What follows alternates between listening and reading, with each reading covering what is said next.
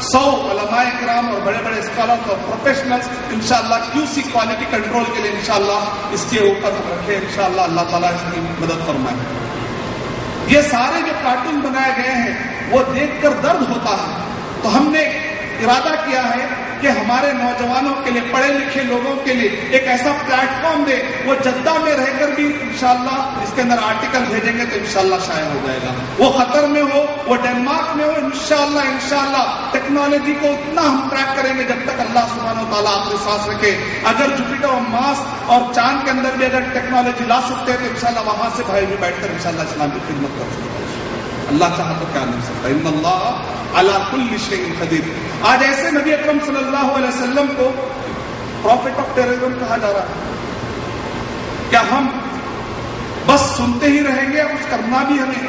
نبی اکرم صلی اللہ علیہ وسلم کا اگر یہ پیغام، ایک حدیث بھی اگر آپ سنا دیں، بلغوا عنی ولو آیہ، ایک آیت اگر معلوم ہو جائے، قل هو اللہ احد، کہہ دو کہ اللہ ایک ہے کہ دو ہے؟ اللہ ایک ہے کہ دو ہے؟ ایک ہے. ماشاءاللہ، اس کا مطلب ایک آیت سمجھ میں آ گئی. کسی کو معلوم ہے کہ اللہ دو ہے؟ نہیں. قل هو اللہ احد، کہہ دو کہ اللہ ایک ہے. کتنے غیر مسلم کو بتایا ابھی تک؟ اللہ الصمد، اللہ محتاج ہے یا نہیں ہے؟ اللہ محتاج نہیں ہے. دوسری آیت بھی سمجھ میں آ گئی ماشاءاللہ.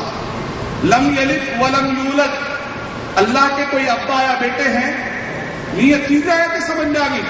ولم یکن لہ کفوا احد، اللہ کے مقابلے میں کوئی ہے نہیں ہے. 4 آیتیں سمجھ میں آ گئی. بلغوا عنی ولو آیا، صحیح بخاری والا نمبر 4 حدیث نمبر 667.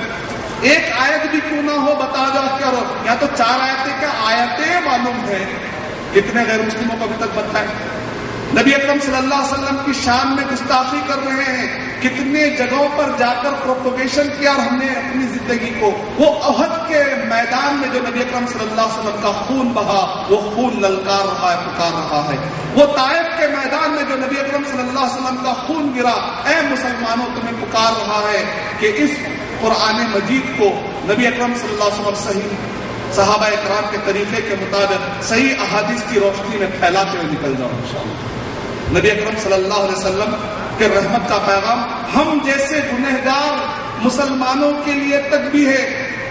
اگر آپ پڑھتے ہیں صحیح سنن نسائی کے اندر حدیث نمبر 1010 کہ اس کے اندر راوی کہتے ہیں کہ نبی اکرم صلی اللہ علیہ وسلم ایک مرتبہ ایک آیت پر آپ نے پوری رات، جو تہجد کی رات، جو تہجد میں آپ اٹھتے تھے آدھے پہر کے بعد، تب سے لے کر یہاں تک کہ فجر ہو گئی، نبی اکرم صلی اللہ علیہ وسلم ایک ہی رکعت آپ نے پڑھی اور مکمل نبی اکرم صلی اللہ علیہ وسلم اپنے پیروں پر ٹھہرے رہے اور اللہ سبحانہ تعالیٰ سے دعا کر رہے تھے. ان تعذبهم فإنهم عبادك وإن تغفر لهم فإنك أنت العزيز الحكيم. اے اللہ تو اگر عذاب دیتا ہے تو تیرے بندے میں کچھ نہیں کر سکتا، لیکن اے اللہ اگر تو ان کو معاف کر دیتا ہے تو تو عزت والا ہے، تو حکمت والا ہے. نبی اکرم صلی اللہ علیہ وسلم دعا کر رہے ہیں کہ اے اللہ تو میری قوم کو عاد و سمود کی طرح تباہ نہ کرنا، لوط علیہ السلام کی قوم کی طرح تباہ نہ کرنا، نوح علیہ السلام کی قوم کی طرح تباہ نہ کرنا. آج کون سی برائی ہے جو آج غیر مسلم مسلمانوں کے اندر نہیں ہے؟ جھوٹ، ڈکیتی، چوری، غیبت، چغل خوری، شادی بیاہ کے اندر جہیز کی لعنت، شرک سب سے بدعت، حرام کام. کون سا ایسا کام ہے جس کے اندر آج مسلمان، یہاں تک کہ میڈیا کو بھی جو کہ بھٹکانے کے لیے جو میڈیا اس کے اندر بھی آگے آنے والے مسلمان، فحاشی، ناچ گانوں میں نمائندے کرنے والے مسلم. یعنی کہ نبی اکرم کون سی ایسی برائی ہے جو لوط علیہ السلام کے قوم کے پاس نہیں تھی آج نہیں ہے؟ عاد و سمود کے پاس جو گھمنڈ اور غرور تھا کیا آج نہیں ہے؟ کیا ہارون کے پاس جو ریاکاری تھی اور شو آف تھا کیا آج وہ نہیں پایا جاتا؟ کیا حامان کے پاس جو غداری کی صفت تھی، جب فرعون کے اندر جو اللہ کے مقابلے میں سسٹم ٹھہرانے کی صفت تھی، کیا آج ہمارے اندر نہیں ہے؟ لیکن اس کے باوجود بھی اگر آج مسلمان بچ رہے ہیں تو یہ نہ سمجھے کہ ہم بڑے چہیتے ہیں. یہودی کہتے تھے کہ ہم بڑے چہیتے ہیں، جہنم میں بھی جائیں گے تو تھوڑے دنوں کے بعد لوٹ کے آ جائیں گے.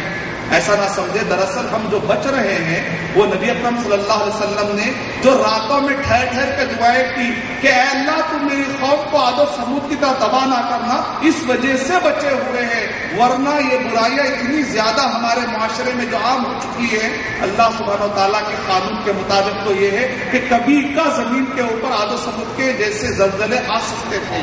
اگر بچ رہے تو حضرت محمد مصطفیٰ صلی اللہ علیہ وسلم کی دعا، محمد صلی اللہ علیہ وسلم رحمت سب کے لیے، غیر مسلموں کے لیے بھی میں نے حدیث اور مسلمانوں کے لیے، نبی اکرم صلی اللہ علیہ وسلم کے رحمت کا پیغام جنوں کے لیے بھی تھا، نبی اکرم صلی اللہ علیہ وسلم کے رحمت کا پیغام جنوں کے لیے بھی تھا۔ نبی اکرم صلی اللہ علیہ وسلم کہہ رہے ہیں کہ جب پیشاب کرو تو ایسے وقت پر ہڈیوں پہ نہ کرو، کیونکہ یہ تمہارے جن بھائیوں کی کیا ہے؟ غذا ہے۔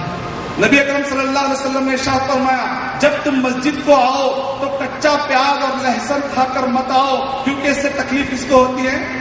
فرشتوں کو تکلیف ہوتی ہے۔ نبی اکرم صلی اللہ علیہ وسلم رحمت، نبی اکرم صلی اللہ علیہ وسلم احد پہاڑ پر چڑھ رہے ہیں، پہاڑ اپنی جگہ سے ہل رہا ہے، اثبت یا احد ما علیک الا رسول اللہ، اے احد تو ٹھہر جا، کہا کہ یہ احد، نبی اکرم صلی اللہ علیہ وسلم جب احد کو دیکھتے تھے تو گھوڑے کے سامنے کی دو ٹانگوں کو اٹھاتے تھے اور کہتے تھے یہ احد مجھے پسند کرتا ہے، میں اسے چاہتا ہوں۔ نبی اکرم صلی اللہ علیہ وسلم رحمت پہاڑوں کے لیے، جمادات کے لیے، کہا کہ جنگوں کی حالت میں درختوں کو نہ کاٹا جائے، پانی کو پولیوٹ نہ کیا جائے، عورتوں کو قتل نہ کیا جائے، بچوں کو نہ مارا جائے، بوڑھوں کو نہ مارا جائے۔ وہ لوگ جو اپنے عبادت گاہوں کے اندر اپنے طور پہ عبادت کر رہے ہیں، اگرچہ کہ غیر مسلم ہیں، اگرچہ کہ غیر مسلم ہیں، اپنی عبادتوں میں، عبادت گاہوں میں لگے ہوئے ہیں، جو تم سے لڑنے نہیں آتے ان کو جا کر نہیں مارنا۔ اس کا مطلب کیا نکلا؟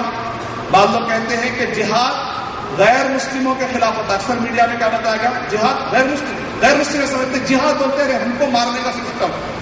ابو بکر رضی اللہ تعالیٰ عنہ نے خلافت ملنے کے بعد سب سے پہلے جہاد مسلمانوں کے خلاف کیا کہ غیر مسلموں کے خلاف؟ اس کے خلاف کریں، مسلمان کے خلاف، کہا کہ واللہ لأقاتلن، اللہ کی قسم میں ضرور بھی جہاد بھی سیف کروں گا ہر اس کے خلاف جو زکات نہیں دے۔ زکات مسلمان دیتا ہے کہ غیر مسلم؟ مسلمان۔ اس کا مطلب جہاد مسلمان کے خلاف بھی ہوتا ہے، یعنی جہاد اصل میں ہوتا ہے، ابن تیمیہ رحمۃ اللہ علیہ نے ارشاد فرمایا جہاد کا مطلب ہے ظالم کے ہاتھ کو پکڑ کے اس کے ظلم کو ختم کر دینا۔ اگر ظالم مسلمان ہو چاہے غیر مسلم ہو، ظلم اگر کرنے والا ہو تو جہاد اس کے خلاف ہوگا تاکہ ظالم کے ہاتھ کو روک دیا جائے۔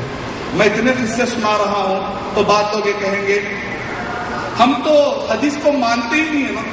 آپ کہہ رہے ہیں کہ نبی اکرم صلی اللہ علیہ وسلم رحمت تھے، آیتیں سنا رہے تھے جب تک بات سمجھ میں آ گئی، لیکن جو حدیثیں ہیں وہ تو ہم مانتے ہی نہیں ہیں، نعوذ باللہ۔ بعض منکرین حدیث، بعضوں کو اہل القرآن کہتے ہیں، اہل القرآن نے کہنا کہ اتنی عزت نہیں دینی چاہیے، بہت عزت مل گئی۔ اہل القرآن مطلب قرآن والے، وہ قرآن کو بھی نہیں مانتے، عقل کو بھی نہیں مانتے، حدیث کو بھی نہیں۔ منکرین حدیث کہتے ہیں کہ ہم حدیث کو مانتے نہیں ہیں۔ آپ نے جو ابھی تک واقعات سنا ہے نا، وہ واقعات محفوظ ہی نہیں ہیں، کیونکہ سندوں کو یاد کرنا، اس کو دہرانا بہت مشکل کام ہے۔ یہ کہا کہ حدیثوں کو ہم مانتے نہیں ہیں تو محفوظ ہی نہیں ہے، اور کہا کہ امام بخاری رحمۃ اللہ علیہ ہو سکتا ہے انہوں نے حدیثیں سندیں یاد کرنے میں ان سے غلطی ہوئی ہوگی، چوک ہوئی ہوگی۔ کیسے ہو سکتی ہے؟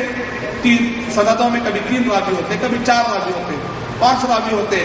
آج میں یہاں پر ٹھہر کر انشاءاللہ نبی اکرم صلی اللہ علیہ وسلم کے منبر تک کی سند سنا سکتا ہوں انشاءاللہ۔ صحیح بخاری جو میں نے پڑھی ہے، میں نے اپنے استاد سے پڑھی ہے،